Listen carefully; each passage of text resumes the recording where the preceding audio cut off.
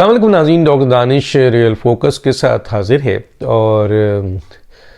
एक दो बड़ी अहम ख़बर है जो मैं आप तक लाना चाहता हूँ। और वो ये है कि इस वक्त जो मौजूदा सूरत हाल है उसमें पाकिस्तान के अंदर काफ़ी चीज़ें एक तरफ होती हुई नज़र आ रही हैं। और वो ये है कि इमरान ख़ान साहब और उनकी सियासत और उनके साथ जो उनके मुशीरान हैं, उनके लोग हैं, वो आइसोलेटेड होते चले जा रहे हैं। और पाकिस्तान की जितनी भी सियासी तंजीमें हैं जो नई बनने वाली हैं या जो मौजूद हैं, वो अब पीटीआई और ख़ास तौर पे इमरान ख़ान के साथ किसी भी किस्म का अपना संबंध बढ़ाने को तैयार नहीं है, किसी इत्तेहाद को रखने के लिए तैयार नहीं है, क्योंकि वो ये समझते हैं कि इमरान ख़ान अब पाकिस्तान की सियासत में माइनस हो चुके हैं और उनका किरदार पाकिस्तान की सियासत में एक तख़रीबकारी, इंतशार, मुल्क दुश्मनी और कौमी सलामती के ख़िलाफ़ रहा है, सिर्फ़ अपने ज़ाती मकासद के लिए, अपने वज़ीर आज़म बनने के लिए। उनको ये ज़ोम है अभी भी कि लोग शायद उनके साथ हैं, तभी वो कहते हैं मुझे गिरफ़्तार किया जाएगा तो अर्दोगान की तरह लोग निकलेंगे। लोगों को स्टिमुलेट करते हैं, लेकिन उनको माजी की तमाम वो उनकी जो कॉल है उसका भी अंदाज़ा है कि जब वो कहते हैं 50 लाख अफराद निकलेंगे लॉन्ग मार्च में, जहां 7,000 अफराद निकलते हैं। वो कहते हैं कि जी लाखों का मजमा जमा हो जाएगा 26 नवंबर को पंजाब में पिंडी में, जहां पर सिर्फ़ और सिर्फ 10-12 हज़ार लोग जमा होते हैं। जब उनको गोली लगती है और वो ये कहते हैं कि जनाब पूरे पाकिस्तान से लोग निकले मेरे लिए, तो वहाँ 2,500 अफराद पूरे पाकिस्तान से निकल के टायर जलाते हैं। जब वो 7 दिन लॉन्ग मार्च में खड़े होते हैं तो वहाँ मुश्किल से 5 से 7 हज़ार अफराद खड़े होते हैं। तो गोया इमरान ख़ान साहब का हर वो दावा जो है वो कमी नहीं बल्कि सिफर के तौर पर नज़र आया। और अब वो कहते हैं कि मुझे गिरफ़्तार किया जाएगा तो मैं अर्दवान बन जाऊंगा। हालांकि ये ख्वाब भी उनका बहुत जल्दी चकनाचूर होने वाला है और इसी महीने इमरान ख़ान की गिरफ़्तारी भी मुतवक्का है। इमरान ख़ान एक तरफ तो ये बड़ी बड़ी बातें करते हैं क्योंकि रास्ते उनके लिए अब बंद हैं। मतलब शेख रशीद हैं, आप देख लीजिए इस वक्त कहाँ हैं। शेख रशीद को अंदाज़ा हो चुका है कि अब पाकिस्तान की सियासत में इमरान ख़ान की सियासत और इमरान ख़ान के साथ जो लोग भी हैं उनकी सियासत दफन हो चुकी है। चुनांचे धर बार वो कोशिश कर रहे हैं कि किसी तरीके से इस्टेब्लिशमेंट से रब्ता कायम किया जाए। मुख्तलिफ़ ज़राए से वो कोशिश कर रहे हैं कि इस्टेब्लिशमेंट से रब्ता किया जाए। मुख्तलिफ़ तरीके से वो इस्टेब्लिशमेंट को अप्रोच कर रहे हैं, लेकिन खुशी की बात ये, मैं इसको खुशी की बात ये कहता हूँ कि इस्टेब्लिशमेंट की तरफ से मुकम्मल तौर पर इनके लिए रास्ते बंद हैं। फवाद चौधरी का भी यही किरदार है। वो बहुत चालाक आदमी एक लिहाज से, वो इमरान ख़ान के साथ जुड़े हुए हैं। उनको पता है कि अगर कोई रास्ता यहाँ से मिल गया तो वो जुड़े रहें, और अगर फ़र्ज़ कीजिए यहाँ से रास्ता नहीं मिलता है जो कोई उनको भी नज़र आ रहा है तो वो अपनी ठोंकें मार रहे हैं, लेकिन उनको बड़ी शटअप कॉल इस्टेब्लिशमेंट से मिल रही है। अच्छा, इमरान ख़ान साहब भी मुख्तलिफ़ तरीक़े से इस्टेब्लिशमेंट को मनाने की कोशिश कर रहे हैं। जो मौजूदा आर्मी चीफ़ है, सारा ब्लेम पिछली चीफ़ पर डालकर और पूरी की पूरा गेम जो है वो पिछले चीफ़ पे डालकर वो जो मौजूदा इस वक्त सेटअप है उसको किसी न किसी तरह कायल करने की कोशिश कर रहे हैं कि वो उनके साथ खड़े हैं, वो उनकी पॉजिटिव चीज़ों के साथ खड़े हैं, वो किरदार जो इनका है उसे वो पसंद करते हैं और वो फ़ौज को बहुत अहमियत देते हैं, बड़ी इज्जत है उनकी निगाह पे। लेकिन पूरी दुनिया ने देखा, फ़ौज ने खुद देखा, एक सिपाही से एक जनरल तक ने देखा कि इमरान ख़ान पाकिस्तान के वो पहले पॉलिटिशियन है, बल्कि दुनिया के पहले पॉलिटिशियन है जिन्होंने अपनी इस फ़ौज के अहम तरीन इदारे को और शोहदा को इन्होंने नहीं बख्शा। जिसके रगों में, जिसके नफ्सियात में, जिसके रवैये में फ़ौज दुश्मनी है, वो वक्ती तौर पर अपने मफाद के लिए तो नज़र आ जाता है, जैसे जनरल बाजवा के साथ जब इसकी हुकूमत चल रही थी। इमरान खान एक जुमला कहते हैं जी मैं तो कभी हुकूमत में था ही नहीं, जनरल बाजवा जो है वो हुकूमत कर रहे थे और मैं तो हुकूमत नहीं कर रहा था। तो किसी ने बड़ी अच्छी बात की, तो फिर ये जो अमेरिकन साजिश थी, जब आपकी हुकूमत नहीं थी तो अमेरिका को साजिश करने की क्या ज़रूरत थी? जनरल बाजवा तो बकौल आपके उनके आदमी थे। तो अगर आपकी हुकूमत नहीं थी और जनरल बाजवा असल में हुकूमत कर रहे थे, तो अमेरिका को साइफर की साजिशी करने का क्या शौक़ था? फिर वो बाजवा की हुकूमत को गिराने का उसको क्या शौक़ था? चुनांचे इमरान खान अपनी बातों में इस कदर उलझ गए हैं और फंस चुके हैं कि उनके लिए रास्ता कोई भी नहीं है। वो भी जानते हैं और मुख्तलिफ ज़रिए से वो फ़ौज की तारीफ़ करना चाहते हैं, आर्मी चीफ़ की तारीफ़ करना चाहते हैं, मौजूदा सेटअप की तारीफ़ करना चाहते हैं, लेकिन यकीन मानिए एक सिपाही से लेके एक जनरल तक उनके लिए दरवाजे नहीं खुले, क्योंकि फ़ौज को इस बात का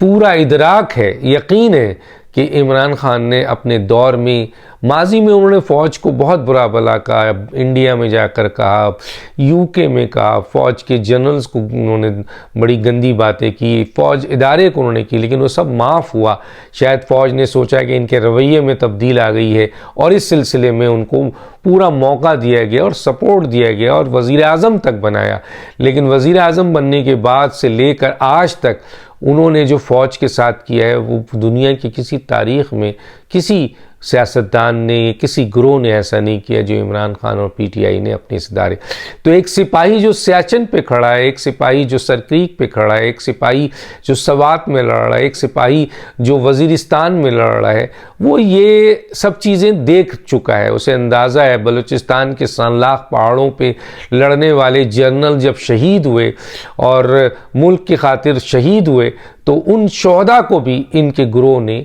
नहीं बख्शा। अब इमरान खान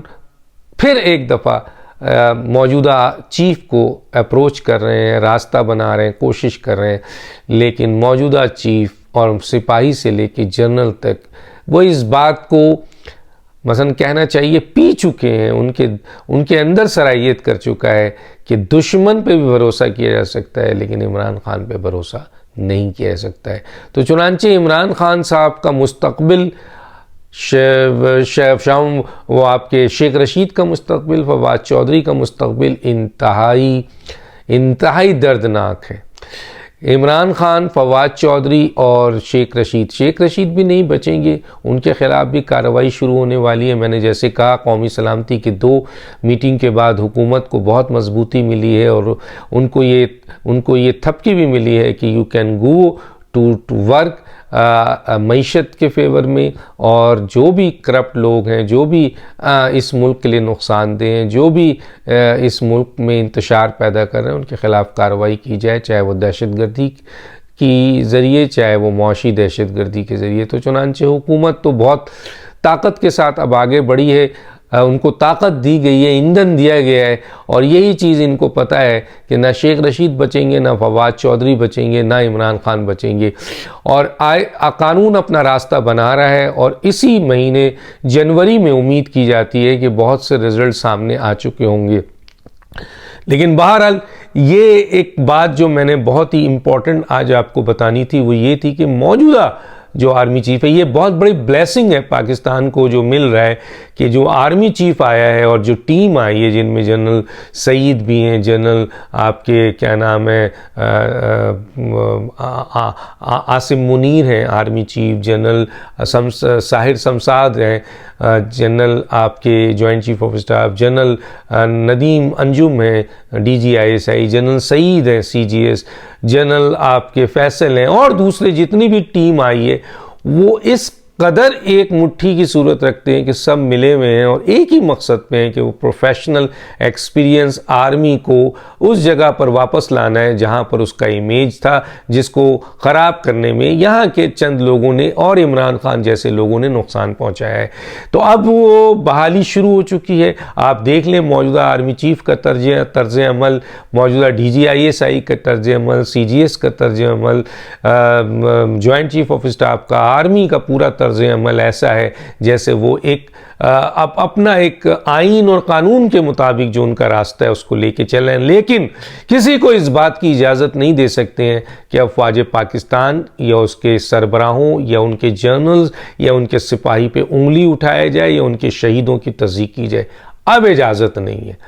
अब इसकी बहुत बड़ी सज़ा उनको मिलेगी जो सोशल मीडिया या सियासी तौर पर कर रहे हैं, और इमरान खान को भी इस बात का अंदाज़ा हो चुका है। चुनांचे वो अब सारी गलाजत बाजवा पे डाल रहे हैं। अब ये भी एक बात तय है कि जब 2 साल बाद बाजवा मुंह से बोलेंगे तो इमरान खान साहब के प्रख्च उड़ेंगे, जो हमारी इत्तलात है कि जितनी चीज़ें उनके पास भी हैं। इमरान खान तो उनके ख़िलाफ़ रोज़ाना बातें कर रहे हैं, लेकिन उन्होंने जब बोलना है तो उस दिन पता चलेगा कि इमरान खान क्या क्या करने वाले थे इस हवाले से। लेकिन बहरहाल दोनों ने एक दूसरे का साथ दिया था, तो आज पाकिस्तान को इतना बड़ा नुकसान पहुंचा है। जनरल बाजवा ने इमरान खान पर जो एहसान किया है वो एहसान मुल्क के लिए अच्छा नहीं था, मुल्क व कौम के लिए अच्छा नहीं था, और उसकी बुनियाद पर आज वही शख्स मोहसिन कुश होकर जनरल बाजवा के लिए जो बातें कर रहा है, वो मेरा ख्याल है कोई भी शख्स जिस पर इतना एहसान किया गया हो वो नहीं करता। लेकिन इन साहब को इसका इसलिए ये कर रहे हैं कि वो ये तासुर देने की कोशिश कर रहे हैं कि वो मौजूदा चीफ और मौजूदा फौज के हिमायत में है। हालांकि मौजूदा चीफ और मौजूदा फौज के साथ जो उन्होंने किया, चाहे वो DGISI नवेद अंजुम हो, चाहे जनरल आसिम मुनीर हो, चाहे जनरल फैसल नसीर हो, चाहे कोई और हो, उनके साथ जो उन्होंने किया वो पूरी दुनिया ने वो भी देखा है। लेकिन मौजूदा फौज उनके खिलाफ किसी भी इंतकामी कार्रवाई के बजाय अपने तमाम दरवाज़ों को बुलेट प्रूफ तरीके से जो है वो बंद कर दिया है, जहां पर इनकी चीखें भी नहीं पहुंचेंगी। इसलिए मैंने ये कहा कि ये सब सर टकरा रहे हैं। किसी को शटअप कॉल मिल रहा है, किसी को जो है वो धुतकार मिल रही है, किसी को नो एब्सोल्युटली नॉट के अल्फाज आ रहे हैं। और सबसे बड़ी बात कहने का ये, एक सिपाही से एक जनरल तक मौजूदा इमरान खान और उनकी पार्टी के उन लोगों के बारे में जो अब राय बन चुकी है, वो राय कभी तब्दील नहीं हो सकती। ये फौज है, इसकी भी एक साइकी है, और जाहिर है कि जो इस वक्त मौजूदा चीफ है और उनकी जो टीम है वो बहुत प्रोफेशनल और एक्सपीरियंस लोग हैं। वो जज्बाती हैं और उनको किसी लालच से नहीं है कि आप लालच से उनको तोड़ सकते हैं। और एक और बात, आने वाले इस मौजूदा 2023 में एक जुडिशरी में एक ऐसा जो शख्स जो है वो चीफ जस्टिस बनने वाला है, जिसके बारे में वैसे ही राय है जैसे आसिम मुनीर या इस टीम के बारे में है कि जुडिशरी में भी चीफ जस्टिस जनाब काजी फायज ईसा के बनने के बाद ये इदारा भी जो बहुत ज़्यादा गैर कानूनी गैर आइनी फैसले कर रहा था, नज़रिया ज़रूरत पे फैसले कर रहा था, लाइकिंग एंड डिसलाइकिंग पे कर रहा था, और उन जजेस का भी एहतसाब होगा जिन्होंने ये किया है और जो अभी मौजूद हैं। अब वो अपने अगस्त 2023 के बाद वो अपनी पोजीशंस में कोई ऐसा फैसला नहीं कर पाएंगे, क्योंकि जहां फौज में बेहतरीन प्रोफेशनल सोल्जर आ चुके हैं, वहीं जुडिशरी में भी प्रोफेशनल बेहतरीन इंसाफ पसंद चीफ के आने से वहाँ पे भी एक बहुत बड़ी तब्दीली आने वाली है, जो मुल्क व कौम के लिए बहुत आसानियाँ हैं। और ये लोग हैं, इनका कलाकमा होने वाला है, और उसके साथ साथ पाकिस्तान की मईशत भी इंशाअल्लाह बेहतर होगी। पाकिस्तान को आने वाले वक्त में बहुत जल्दी अच्छे हुक्मरान मिलेंगे, जब जुडिशरी और फौज दोनों इंसाफ पसंद और आइन और कानून की हिफाजत करने वाले बनेंगे, तो इंशाअल्लाह पार्लियामेंट में भी वही लोग आएंगे जो आइन और कानून की इज्जत भी करेंगे और उसको मुकाम दिलाएंगे। डॉक्टर दानिश को याद दीजिए। अल्लाह हाफिज़।